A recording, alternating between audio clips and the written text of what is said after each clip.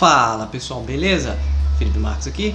Nós vamos falar um pouquinho sobre terrorismo biomecânico ou desconhecimento sobre a prática de treinamento de força. Então, vamos pro vídeo.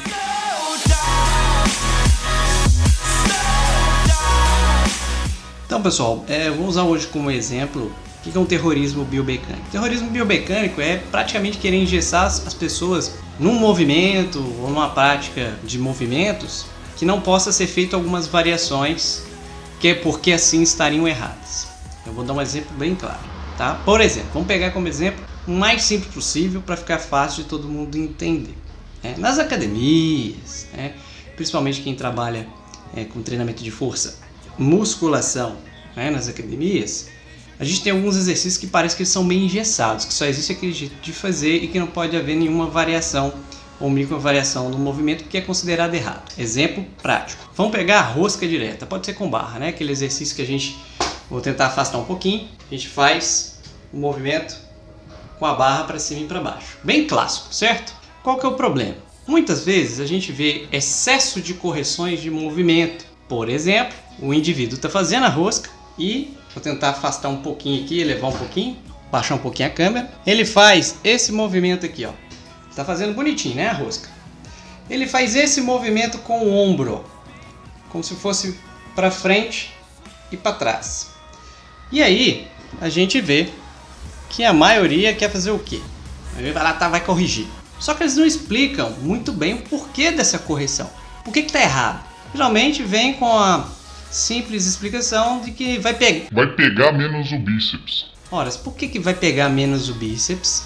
E por que o exercício está errado se eu fizer esse pequeno balanço no meu ombro? Então vamos para a explicação para que você entenda de forma simples e que entenda que não existe o exercício errado. Biomecânica não se trata de errado, ou certo? Tem vídeo meu falando sobre isso. Trata de se receber mais sobrecarga em uma articulação, mais sobrecarga em outra, mais sobrecarga muscular num grupo, menos no outro e assim sucessivamente. Não existe isso de estar errado. Quando a gente não faz o balanço do braço, do ombro para frente e para trás, a gente tem uma sobrecarga bem dividida, ou bem calibrada na verdade, mais para os músculos que flexionam o cotovelo. O que é flexionar o cotovelo? Aproximar o antebraço do braço, fazer isso. Então a gente tem o bíceps braquial, o bráquio radial, principalmente como os principais flexores do cotovelo que a gente fala. Ao passo, quando a gente faz o balanço do braço, esse pequeno balanço, a gente tem aqui um antebraço praticamente perpendicular ao solo e a gente tira um pouquinho da alavanca do bíceps braquial e do bráquio radial, perdão. Só que quando a gente faz esse pequeno balanço, não é que o bíceps não vai fazer menos força. Ele tem duas porções, por exemplo, e uma delas vai ter menor capacidade de exercer força, porque ela já vai estar principalmente com o cotovelo flexionado, é uma das ações do bíceps também. Só que a gente tem outra porção que também faz este movimento aqui no ombro. Então esse movimento também é realizado pelo bíceps. Só que por estar também em flexão, de cotovelo, que a gente fala, o antebraço está mais próximo do braço, a gente vai ter a ação suprimida um pouquinho, sim, do bíceps, mas não quer dizer que ele não esteja fazendo força, porque ele também está sustentando esta posição em isometria, para não deixar com que o antebraço desça. Portanto, quando estamos nessa posição, a gente tem sim uma força isométrica considerável de bíceps braquial para fazer essa manutenção dessa posição. A diferença é que a gente começa a ter um torque, que a gente fala, um uso da musculatura de músculos que fazem a flexão do ombro. O que é a flexão do ombro? Esse movimento aqui que a gente faz com o braço para frente, que às vezes acontece com halteres ou com a barra. Só que isso não é errado. A diferença e a explicação deveria ser que com este movimento nós vamos dar um pouco mais de uso dos músculos que fazem a flexão do ombro, como o deltoide anterior, o coraco braquial, por exemplo. Então não é que o exercício está errado.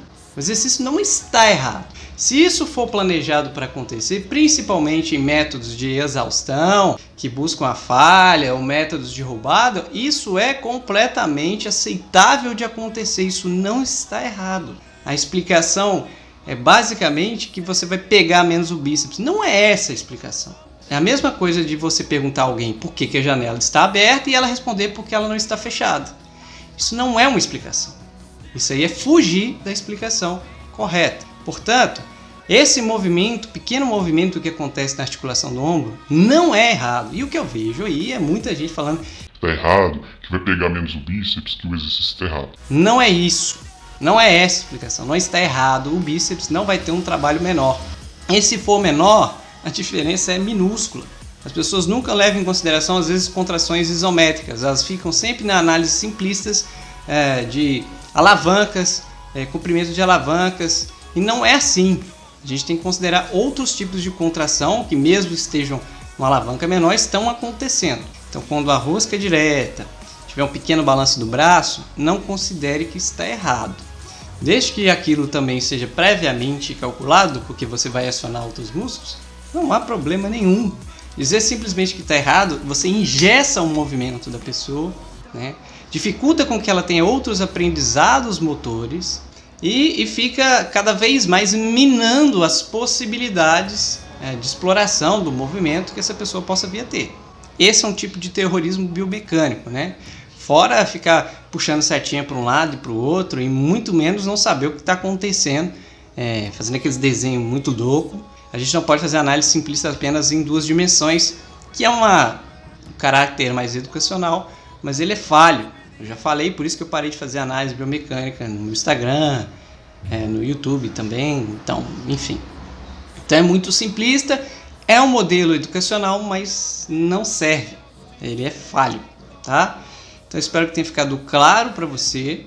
Se você vê algum terrorismo biomecânico aí, se você vê algo parecido com o que eu expliquei aqui, seja até mesmo no treinamento de perna, cuidado.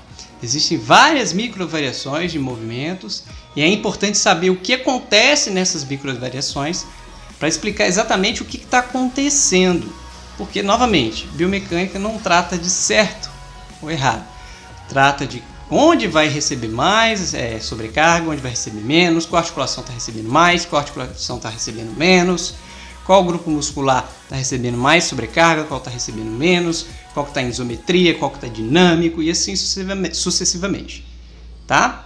Então, se esse vídeo for útil para você, compartilha, comenta, é muito importante, deixa sua sugestão aqui, sua colaboração na aba de comentários, tá bom?